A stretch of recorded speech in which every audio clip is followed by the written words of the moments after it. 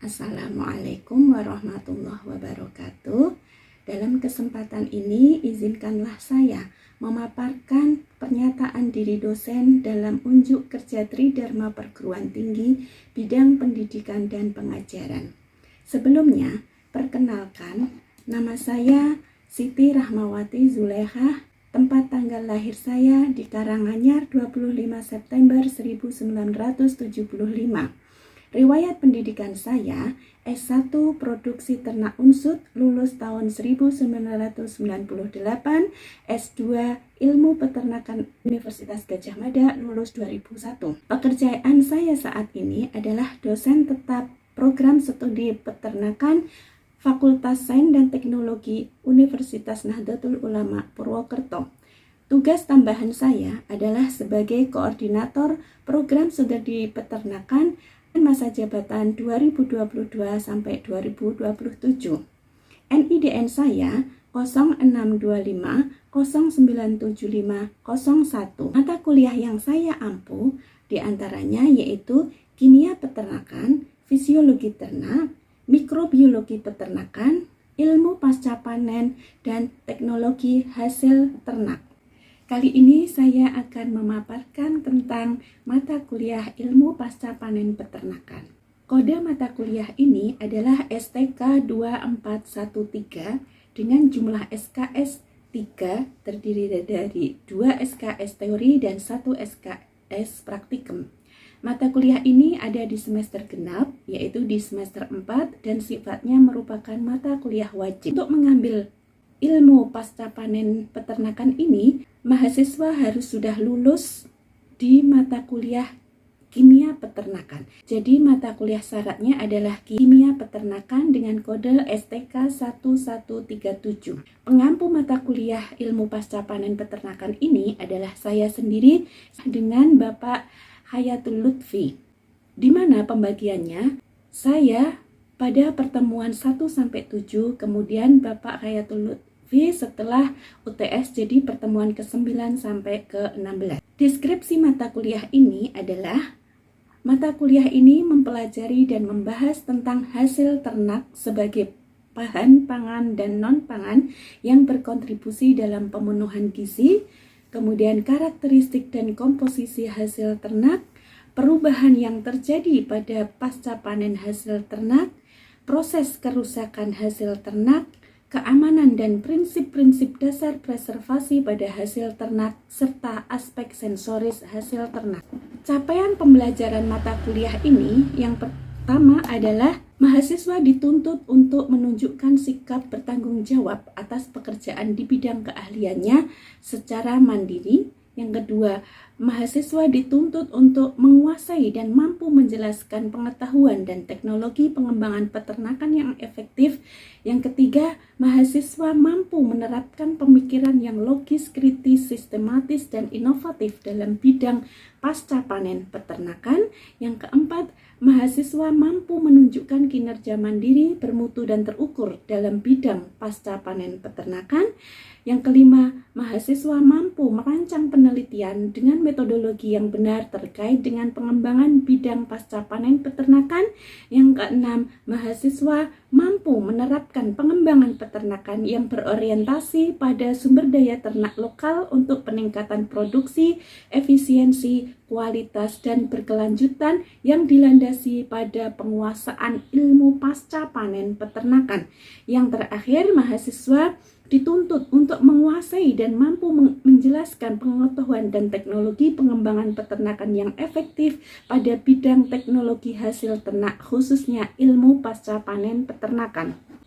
Adapun capaian pembelajaran mata kuliah ini yaitu mahasiswa diharapkan mampu menjelaskan seluk-beluk tentang hasil ternak dan pemanfaatan hasil ternak dalam pemenuhan gizi. Mahasiswa mampu memahami dan menjelaskan ketahanan dan keamanan pangan, proses menghasilkan pangan asal ternak, dan permasalahan terkait hasil ternak. Yang ketiga, mahasiswa mampu menjelaskan tentang karakteristik dan komposisi susu segar.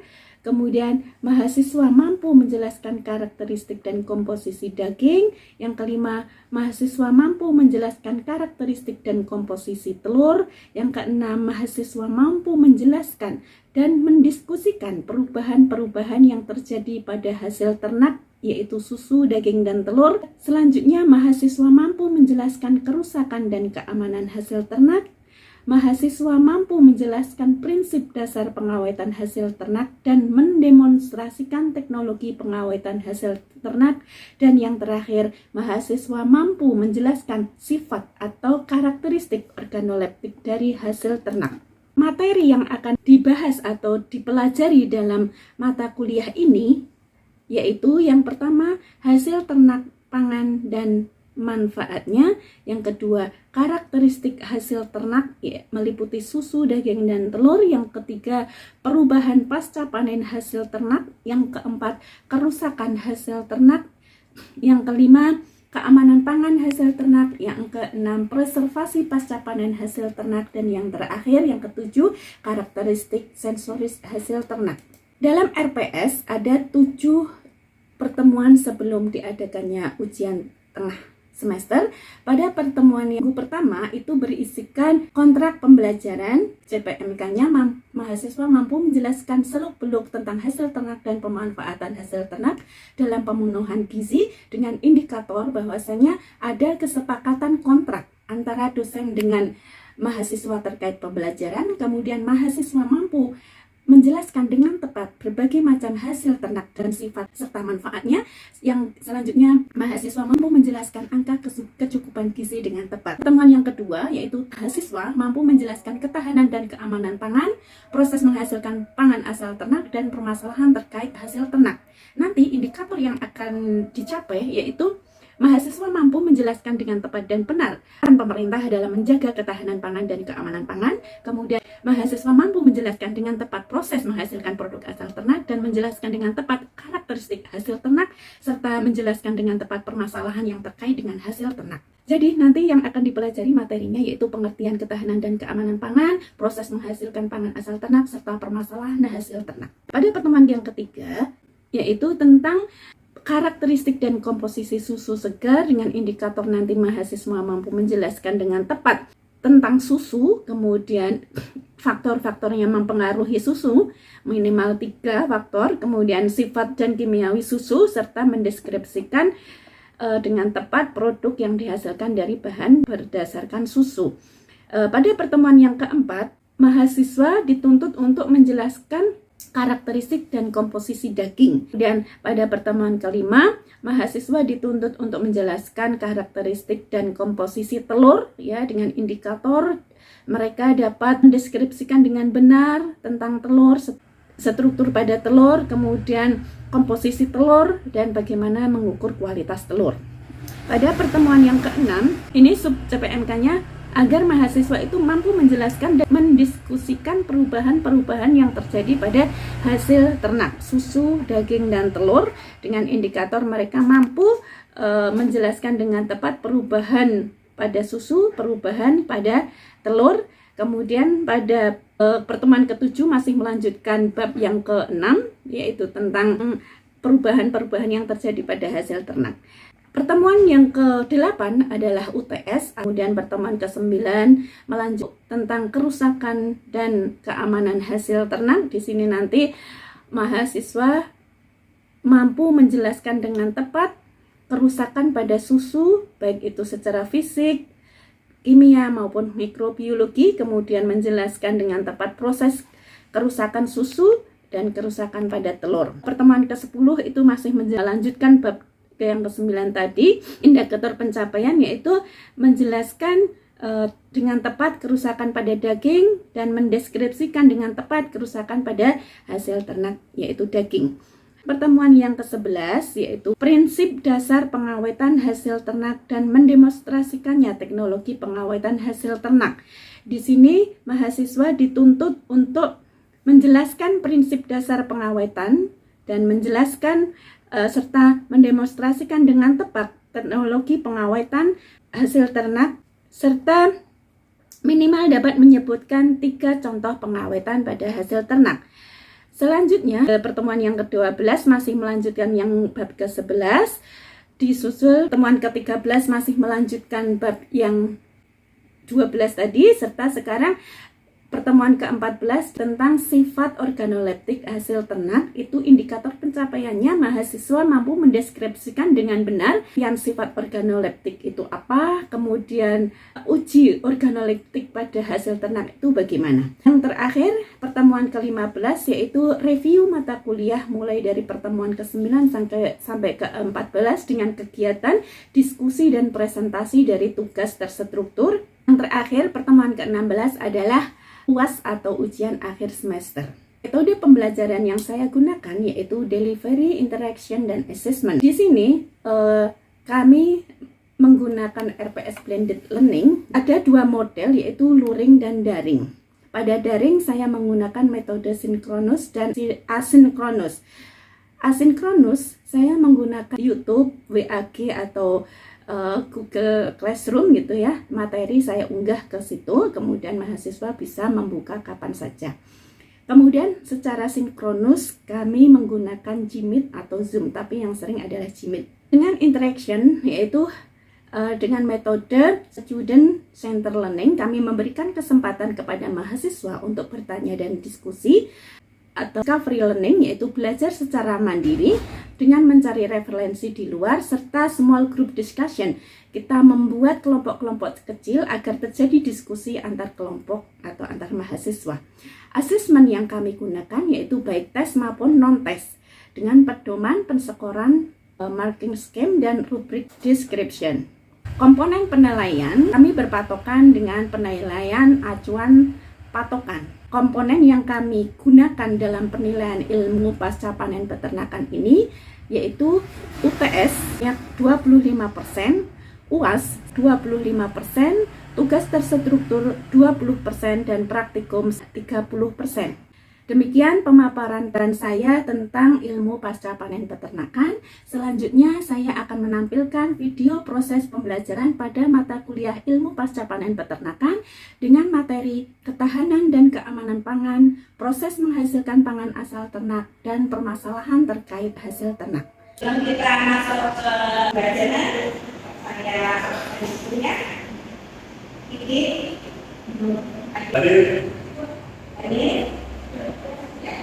Alhamdulillah, sekarang saya mau masuk tentang pokok bahasan baru mengenai ketahanan dan keamanan pangan, kemudian proses menghasilkan pangan asal ternak, serta permasalahan yang terkait hasil ternak. Nah, capaian pembelajaran mata kuliah pasangan ini yang saya katakan seperti itu pada penguasaan, karena dinyatakan menguasai dan mampu menjelaskan tentang pengetahuan dan teknologi pengembangan peternakan saat ini, ya, khususnya tentang pasangan. So, capaian dari mata kuliah ini pada pokok ini adalah kalian harus mampu menjelaskan apa itu ketahanan dan keamanan pangan, bagaimana proses menghasilkan pangan asal ternak, serta permasalahan yang terkait dengan hasil ternak.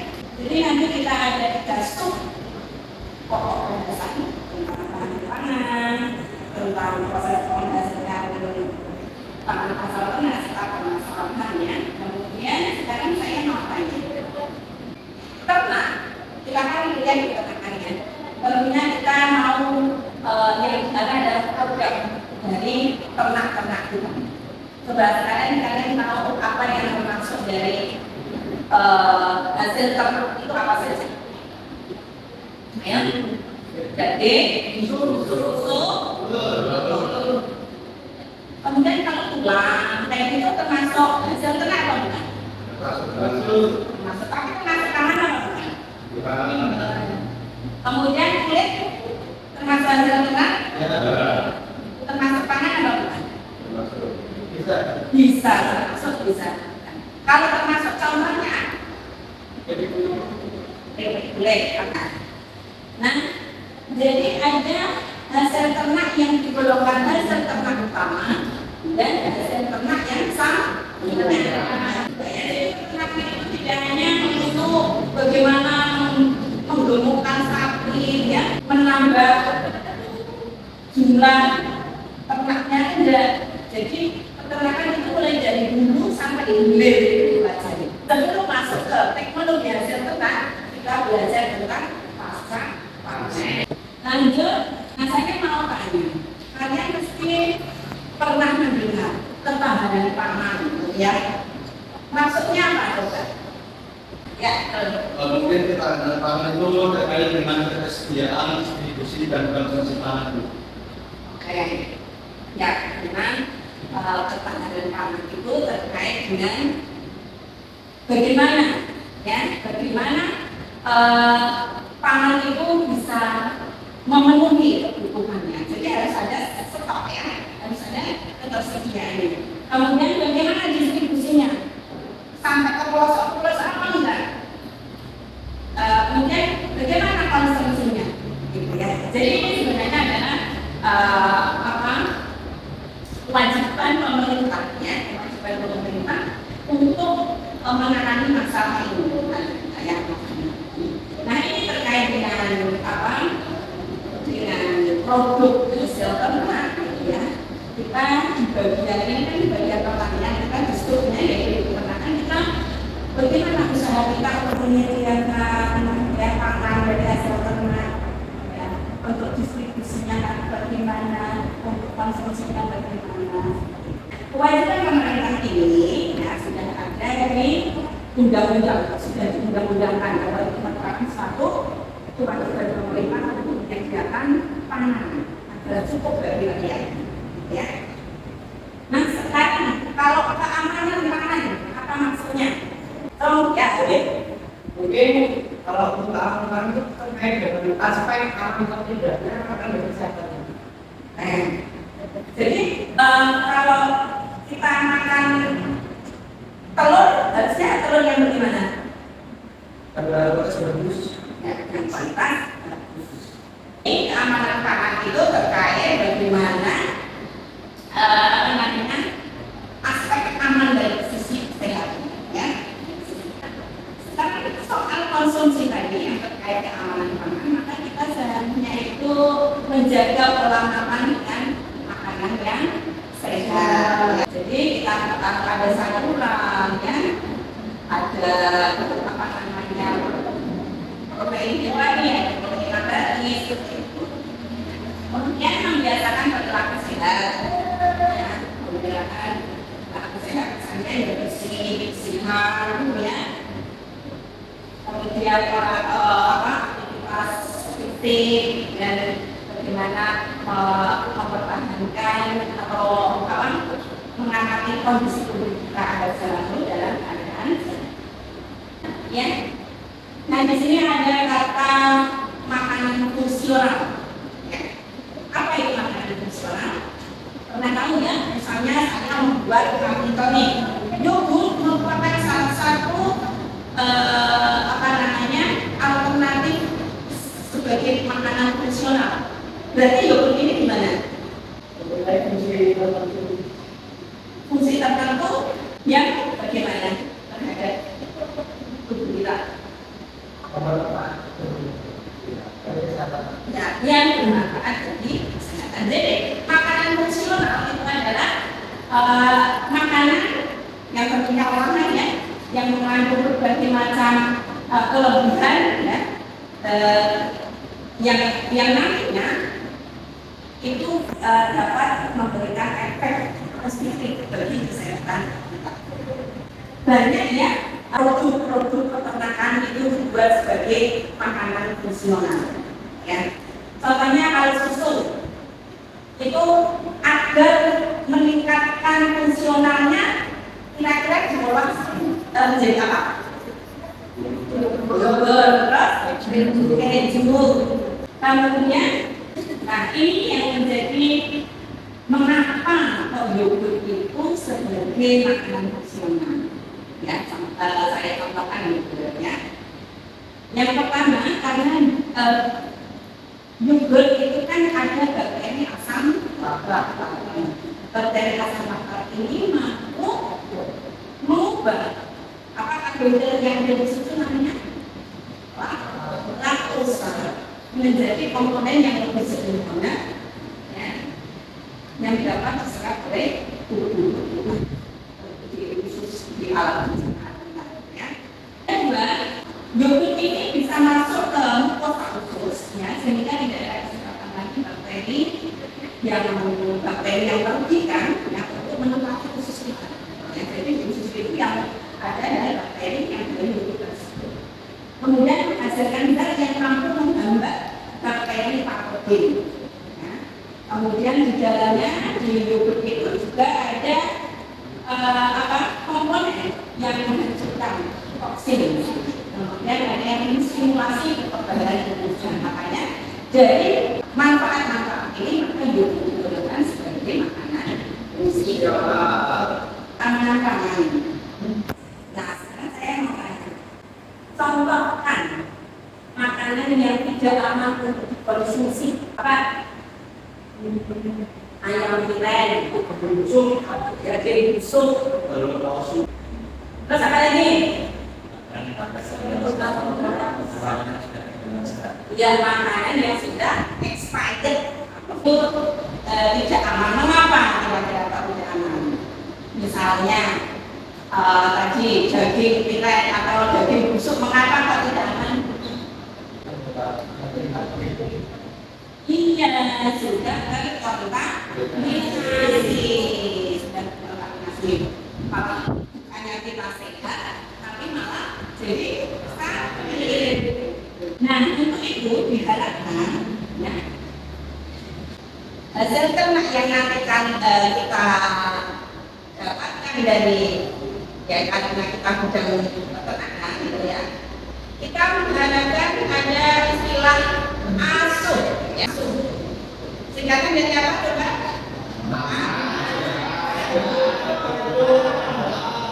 Sehat. Banyak. Ya, tadi sudah sehat. Tadi sudah kita menjelaskan untuk berarti bagaimana? Ya, tidak ditambahkan atau dicampurkan dengan bahan-bahan lain, misalnya membuat bakso biar awet, biar kenyal-kenyal, ditambahkan ya, padahal itu tidak diizinkan oleh BPOM yang tidak, dan dari segi kesehatan tidak bagus gitu ya. Halal, bagaimana halal? Diproses dengan cara halal contohnya.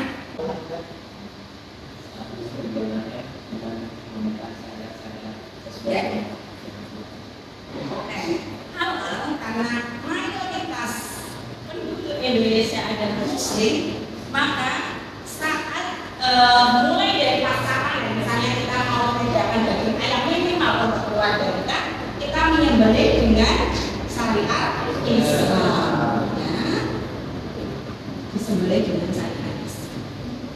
Ini masalah ini adalah masalah yang perlu kita waspadai ya, karena ternyata gitu ya, ternyata di lapangan itu masyarakat masih banyak yang mengabaikan tentang faktor halal ini. Nah, makanya kita dari akademisi ya, kita sudah diberikan pengetahuan tentang halal, bagaimana menyembelih dengan halal gitu ya. Oh ya, bagaimana menyembelih dengan halal? Terpotongnya 3 atau 4? 1 apa? Salut, ya, saluran pernapasan, saluran makanan. Ketiga adalah pembuluh darah yang ada di sampingnya ya, juga sekian ya. Ini harus putus. Sekarang bagaimana proses menghasilkan produk makanan asal ternak ya. Berarti tadi apa? Telur dari apa? Dari ayam ya. ya, yang kita pelihara, kemudian kita panen, dihasilkan telur. Ya, kalian sudah mungkin di lapangan banyak menemui bagaimana cara pasca panen telur. Nah, ini belum saya kasih pasca panen telur. Kira-kira bagaimana cara mendapatkan telur yang baik? Telur yang baik itu bagaimana? Tidak retak, bersih, ya. Terus kalau digosok apa? Tidak berbunyi. Ya. Nah, bagaimana? Secara sederhana kita mau menguji telur itu baik apa tidak? Berarti dilakukan dalam air. Oh iya, dimasukkan ke air. Ada terapung nelayan tenggelam. Yang baik yang mana? Ya segera. Ya, kenapa?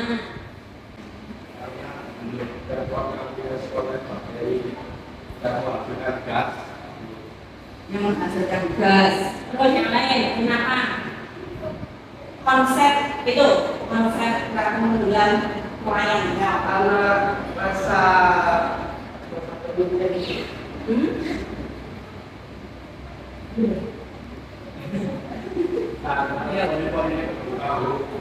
Poli-poli terbuka, apalagi apa yang terjadi ini? Ini kan benda. Kalau padat semua tenggelam. Kalau ada ruang sedikit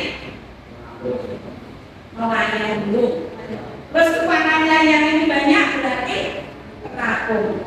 Nah, sama kayak ini, ya. Berarti ini masih yang tenggelam itu masih tertutup nih, masih tutup. Belum pori-porinya belum kebanyakan udara yang masuk. Ya, jadi yang bagus adalah yang sekarang saya mau tanya, apa yang menjadi kelemahan dari produk peternakan? Mudah rusak. Kenapa?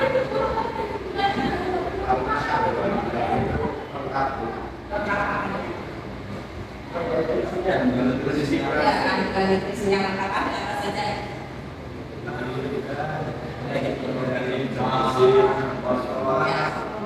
Ya, karena banyaknya kandungan nutrisi dalam peternakan itu mudah rusak atau perishable yang tentunya harus dilakukan penanganan. Maka disinilah kita belajar tentang pasca panen, tujuannya untuk memperpanjang daya. Ya, ada pertanyaan? ya dulu. Kalau untuk masyarakat yang menggunakan dari itu bagaimana itu cara bagaimana kerjaan baik? Ya, cara penyimpanan biar daging itu nggak cepat rusak. Ya. Jadi salah satunya itu dikumpulkan. Ya, dikumpulkan. Tapi di suhu apa? Di suhu. Kenapa kok bisa daya simpannya tambah panjang? Oke, pertumbuhannya selain dengan di suhu dingin, suhu panas, ya berarti diapain? Ya kayak jemur.